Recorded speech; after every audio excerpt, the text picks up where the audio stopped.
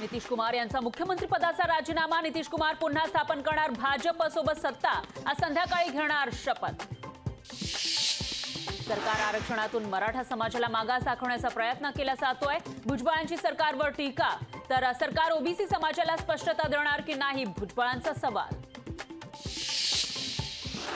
भुजबळांच्या मुंबईतील निवासस्थानी संध्याकाळी 5 वाजता ओबीसी नेत्यांची बैठक। सगळे सोयरे GR बाबत बैठकीत होणार खलबत।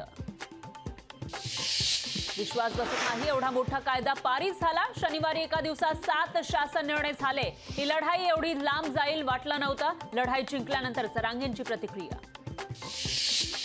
राज ठाकरे 1 फेब्रुवारीपासून 4 दिवस राज ठाकरे ठोकणार नाशिकमध्ये तळ।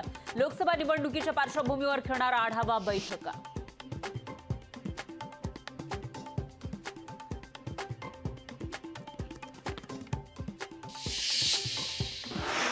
पंतप्रधान मोदींना स्वतःच्या राज्याबद्दल प्रेम लपवता येत नाही। प्रत्येक गोष्ट त्यांना गुजरातमध्ये न्यायची असते। मग आपल्याला आपल्या राज्याबद्दल प्रेम का नाही, राज ठाकरेंचा सवाल।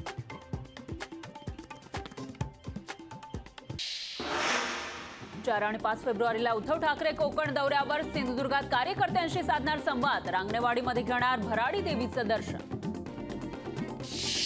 लोकसभा निवडणुकीच्या पार्श्वभूमीवर पुण्यातील 44 वरिष्ठ पोलीस निरीक्षकांच्या बदल्या। पोलीस निरीक्षकांच्या अंतर्गत बदल्या।